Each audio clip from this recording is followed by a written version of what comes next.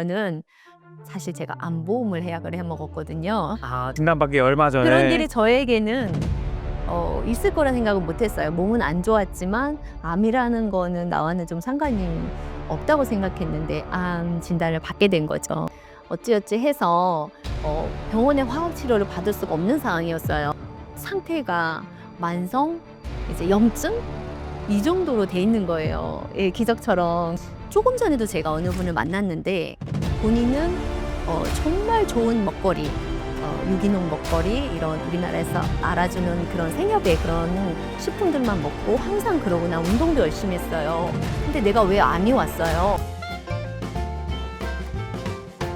오늘은 아주 특별한 분을 모셨습니다. 본인도 이제 암을 겪으셨고 또 20년 넘게 수만 명의 암 환자를 만나시고 또 그 암 환자분들 치유해 주신 들꽃잠의 대표 박희연 작가님 모시고 오늘 이야기 나눠보도록 하겠습니다. 작가님 안녕하세요. 안녕하세요. 혹시 모르시는 분들을 위해서 자기소개 간단히 할까요? 네, 저는 들꽃잠이라는 힐링 브랜드를 운영하고 있는 박희연 대표입니다. 그 들꽃잠이라는 그 이름이 되게 순수 우리말처럼 보이고 되게 예뻐요. 뭐 어떤 의미가 담겨 있는지. 네, 그런 말 많이 듣는데요. 들꽃잠은 조합어예요. 들꽃이라는 것과 잠을 이렇게 합친 조합어인데 들꽃이라 그러면 다들 아시잖아요.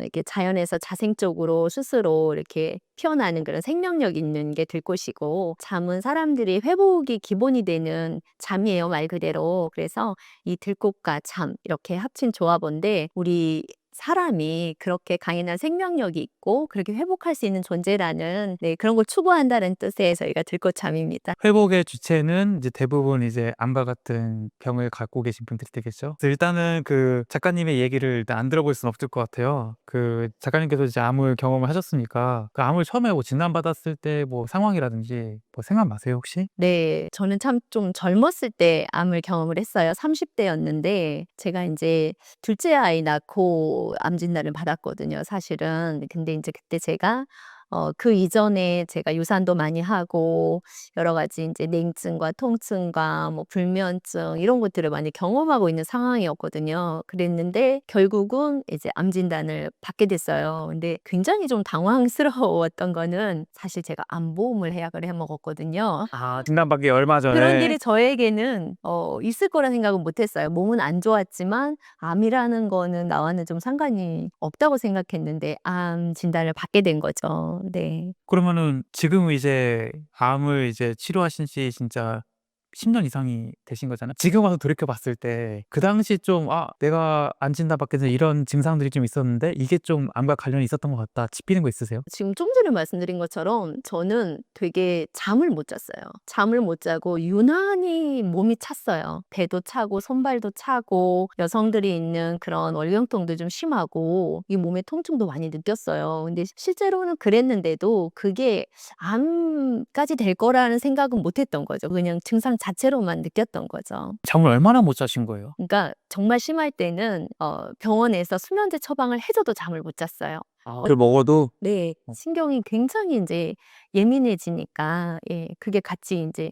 몸의 통증과 인제 그런 게 같이 수반되더라고요. 그리고 이제 또 잠을 못 자니까 또 피곤했을 그럼요. 거고. 예. 늘상 피곤하죠. 뭐 그냥 의지로 좀 버텨 보는데 늘상 피곤하고 그러니까 또 몸은 차지고 이게 그냥 악순환이 됐던 것 같아요. 아니 그렇게 해서 이제 암 진단을 받으시고 이제 뭔가 이제 암 치료를 하셨잖아요. 그리고 지금 굉장히 건강하게 여기 오셨고 그럼 이제 그 경험을 해 보니까 암 치유의 핵심은 뭔 것 같으세요? 제가 많은 분들을 또 만났고 그랬지만 여러 가지 방법론적인 게 있잖아요. 근데 병원에서 하는 치료도 여러 가지 방법이 있고 저는 제 이야기를 하자면 좀 길지만 저는 어찌어찌 해서 병원의 화학 치료를 받을 수가 없는 상황이었어요. 저는 사실은 이제 진단을 받고 그 검사 자체를 잘못돼 가지고 세포 검사를 조직 세포를 잘라내는 검사를 하다가 잘못 건드려졌는지 이제 오랜 동안 뭐 이렇게 하혈을 심하게 했어요. 2달 넘게. 그래서 그 사이에 제가 이제 다른 치료를 받을 수가 없는 상황이 된 거예요. 정확하게는 몇 기인지도 사실은 안 나온 상태로 암이라는 것만 이제 지역 병원과 서울대 병원에서 인제 "암이다 이거는." 그래서 조직 검사를 더 정밀하게 한다 그래서 조직을 잘라내고 제가 문제가 됐어요. 그래서 그 사이에 전 살아야 되니까 제가 인제 막 공부를 한 거죠. 그랬는데 인제 그게 제가 인제 그 암이 아니더라도 제가 아파온 것들이 몸이 차서 염증이 늘 심했고 몸에 이제 그런 것들을 인제 근거로 제가 몸을 따뜻하게 하기 시작했어요. 그런데 나중에는 이제 2 달, 3달 정도 지났을 때 제가 다시 재검을 했을 때는 상태가 만성 이제 염증 이 정도로 돼 있는 거예요. 예 기적처럼. 그래서 아 정말 확신을 갖고 이제 당연히 인제 이제는 암이 아니니까 제가 이제 그쪽으로 또 치료를 집중해서 하게 된 거죠. 그러니까 이게 지금 어떻게 보면은 암의 그 조직 검사 결과가 나왔고 그 뒤로 뭐 항암 치료나 이런 걸 하지 않고 어떻게 보면 자연 치유로서 낫게 된 거네요. 그렇죠. 이게 사실은 암을 이제 치료하시는 분들 중에서도 이게 수술이나 뭐 항암 방사선이 사실 워낙 무섭잖아요. 이게 그리고 또 그러다 보니까 어떻게든 '이걸 안 받고 자연 치유로 해 볼까.'라고 고민하는 분이 많아서 이 작가님의 그 이야기가 오늘 굉장히 많은 분들에게 좀 의미가 있지 않을까 그 생각이 드네요. 그러면은 이제 제가 막 서두에도 말씀드렸지만 이제 그 후로 이제 진짜 20 년이 넘는 시간 동안 수만 명의 암 환자들을 보셨잖아요. 작가님께서는 이제 그 냉증과 수면 부족을 말씀하셨지만 암 환자들을 만나 보니까 또 이제 암 경험자로서 그 암 환자들 봤을 때 암 환자들의 어떤 공통점들이 있었나요? 공통점이 있습니다. 그니까 결국은 하나로 모여지기는 하는데 좀 스트레스를 많이 받으시거나 예 그러니까 환경적으로 예 스트레스를 많이 받을 수밖에 없는 환경이 되거나 인제 성격이 너무 둔하거나 그냥 막 이러면 괜찮은데 민감하신 그러니까 예민하다기보다는 저는 민감하다고 그러니까 나쁜 건 아니에요. 사실 모든 상황에 대해서 민감하고 그런 분들이 더 스트레스가 많고 근데 스트레스를 받게 되면은요 몸이 차가워집니다. 열이 머리로만 몰려요. 그러니까 몸은 차가워지거든요. 그러니까 모든 이 순환이나 대사가 안 되는 거예요. 그러다 보니까 몸이 약해질 수가 밖에 없는 거죠. 그러니까 우리가 쉽게 말해서 이 면역이 떨어진다고 하잖아요. 피로나 이런 거에 되게 쉽게 노출이 되고 예. 그래서 가장 많은 게 인제 몸으로 받는 스트레스, 정신적인 스트레스 이런 것들이 좀 많이 공통점이고 또 그분들이 다 느끼는 게 대체로 잠을 못 주무세요. 잠을 못 자다 보니까 회복이 안 되는 거예요. 뭐 아무리 피곤하고 힘들었어도 사실은 몇 시간을 진짜 꿀잠 주무시고 나면 회복이 되거든요. 근데 그 회복할 기회가 없는 거죠. 그러니까 많은 분들이 근데 사실 암에 대해서 얘기하고 암의 원인을 얘기할 때 물론 말씀하신 것들도 얘기를 하긴 하지만 대부분은 이제 먹는 거. "내가 뭐 고기를 많이 먹었어."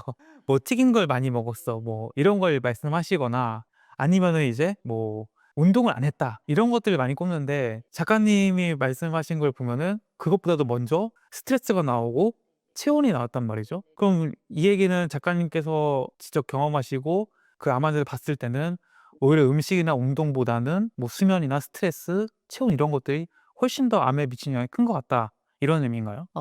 저도 사실은 영양사거든요. 식품 영양사인데요. 저도 먹거리를 그렇게 이렇게 가볍게 생각하지는 않습니다. 먹거리 굉장히 중요합니다. 그러니까 우리가 먹는 게 우리 몸이 된다고 하잖아요. 그래서 굉장히 중요하긴 한데 조금 전에도 제가 어느 분을 만났는데 본인은 정말 좋은 먹거리 유기농 먹거리 이런 우리나라에서 알아주는 그런 생협의 그런 식품들만 먹고 항상 그러고 "나 운동도 열심히 했어요. 근데 내가 왜 암이 왔어요?"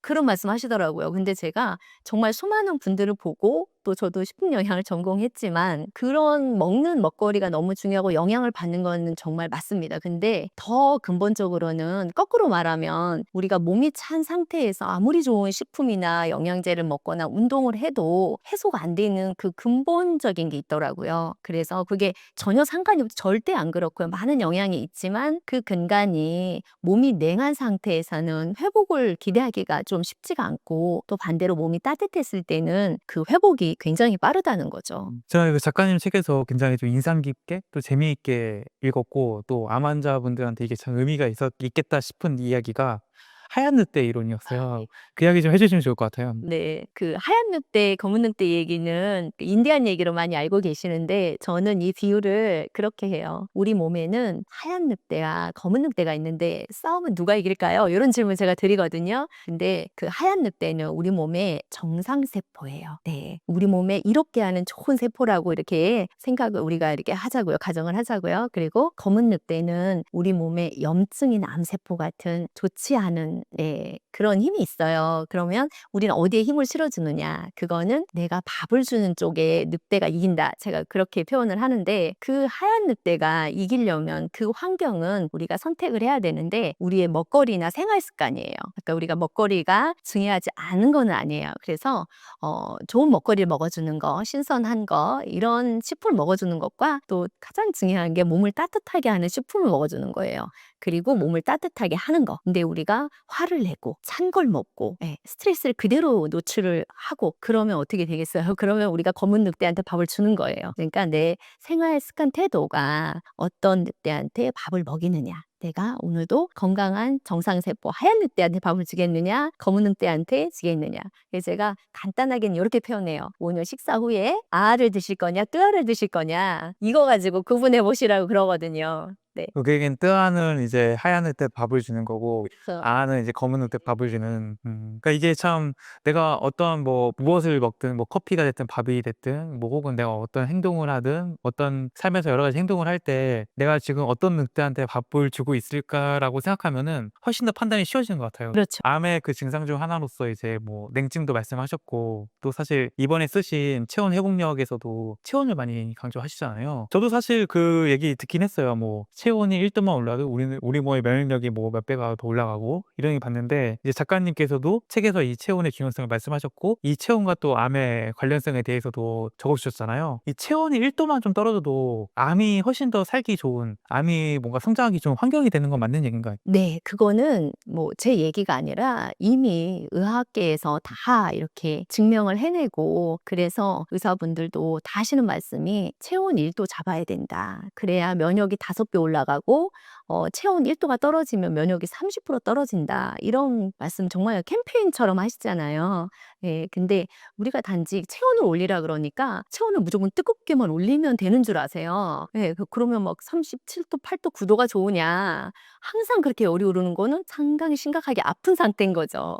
근데 제가 말씀드리는 거는 체온을 조절하는 능력이에요. 그래서 체온 회복은 체온을 높이는 게 아니라 체온을 조절하는 힘이거든요. 근데 이게 어떤 의미냐면 우리가 몸에서 열이 나잖아요. 그러면 열을 내려야 되고 또 우리가 체온이 너무 떨어졌어요. 그러면 스스로가 체온을 끌어올려서 정상 체온을 유지를 해야 되거든요. 근데 이 조절 능력이 없어진 거예요. 예. 그러니까 우리가 아까 말한 것처럼 찬 걸 자꾸 먹고 스트레스를 받고 이렇게 하다 보면 몸이 냉해져서 우리 혈류의 순환이 둔해지는 거예요. 그렇게 되면 우리 면역 대사 기능이 떨어지고 그러다 보면 우리가 정상세포가 활동을 정상적으로 하지 못하고 염증이나 암세포가 더 활성화돼 버리는 환경이 되는 거죠. 그러니까 우리가 체온을 잘 지키는 거, 체온을 조절할 수 있는 힘을 지키는 거 그게 바로 암하고 연관이 있다. 이렇게 말할 수가 있는 거죠. 그럼 작가님께서는 어떻게 이 체온에 관심을 갖게 됐고 또 실제로 작가님 본인의 몸을 뭔가 더 건강하게 만들기 위해서 어떤 노력들을 해보셨어요? 제가 그 몸에 우울감이 오고 통증이 오고 잠을 못 자고 결국 뭐 암 진단도 받아보고 이런 과정 가운데 또 저희 아이들이 또 이렇게 아토피나 알러지 이런 면역 질환을 되게 심하게 앓았어요. 그래서 이건 그냥 단순히 그냥 뭐 취미로 하는 공부 뭐 이런 것도 아니고 살기 위한 공부였어요. 저 아이들 건강하게 살리고 저도 살아나야 되겠다는 그냥 공부였거든요. 그렇게 하다 보니까 제가 어렸을 때부터 굉장히 이렇게 추위에 노출이 되면서 그 어떤 냉증이 제 몸에 각인이 된 그런 것들을 알게 됐어요. 그래서 많은 수많은 이제 이미 나와 있더라고요. 면역 학자들이나 체온 학자들에 의해서 뭐 이렇게 책들이 많이 나와 있고 정보가 좀 많았어요. 근데 보니까 따뜻하게 하면 되더라고요. 하다 못해서 2000년 전에 히포크라테스도 그 얘기를 했더라고요. 체온이 너무 중요하다고. 체온 1도만 올릴 수 있으면 모든 병을 고치겠다. 체온으로 못 고치는 병은 그러니까 열로 못 고치는 병은 불치병이다. 이런 말도 하셨더라고요. 그래서 그러면 안전하게 체온을 올리기만 하면 되겠네. 이게 이제 저한테 도달을 한 거죠. 그래서 또 그렇게 할 수 있는 방법들을 찾아본 거예요. 그래서 옛날 의사들도 보고 또 현대의 어떤 한의사들이나 체온의학자들 책을 보다 보니까 이제 제가 어떤 곡물들이나 이런 것들 처음에는 여러 가지 것들로 테스트를 해봤어요. 몸을 따뜻하게 할 수 있는 찜질법을 그래서 여러 가지 뭐 허브도 해보고 뭐 황토 볼 이런 것도 해보고 다양하게 하다가 지금의 인제 제가 팥찜질 팩을 만들게 된 거예요. 그래서 팥찜질 팩으로 일단은 몸을 이제 각 부위별로도 찜질하고 전신을 찜질할 수 있는 방법을 제가 그 프로그램을 만들게 된 거예요. 그래서 지금도 저는 이제 다양한 온열 도구를 만들어서 또 그런 프로그램을 만들어서 인제 온열이 필요하신 분들, 면역을 회복하실 분들 그런 분들한테 좀 제공하고 있는 일을 하는 게 저의 잡이 된 거죠. 기본적으로 체온을 올릴 수 있는 방법이 네. 그렇게 찜질밖에 없나요? 다양하게 있을 수 있는데 제가 하는 방법은 제가 제안해 드리는 방법은 어린아이도 할 수 있고요. 어르신도 할 수 있고요. 환자들도 할 수 있고요. 누구나 안전하게 안심하고 할 수 있어요. 가장 몸에 무리를 주지 않는 방법. 그럼 만약에 우리 몸의 체온이 떨어졌다 하면은 우리 몸의 어떤 부분부터 망가지기 시작할까요? 일단은 몸이 굉장히 긴장 상태가 돼요. 그러면 어떻게 되겠어요? 우리가 몸이 긴장돼 있고 텐션돼 있다는 거는 교감신경이 확 올라갑니다. 그래서 사실은 우리의 정신 세계가 참 피폐해져요. 네. 그래서 저는 그런 얘기 하거든요. 유난히 오늘 우리 가족 중에 누가 또 우리 직장 동료 누가 예민해요. 예. 화를 잘 내고 뭔가 좀 이상해요. 그럼 저 성격 왜 저래? 그러면서 같이 이렇게 맞대응하면 절대 안 된다. 그분은 오늘 지금 뭐 성격이 나쁜 게 아니라 오늘 몸이 차가워진 상태다. 그러니까 몸을 따뜻하게 할 수 있는 따뜻한 차를 드리든지 좀 찜질팩을 좀 갖다 줘라 이런 얘기를 하거든요. 저는 생각에 저희 몸도 많이 여러 가지 기능이 떨어지죠. 둔해지죠. 그런데 또 우리의 신경계가 굉장히 과민해져서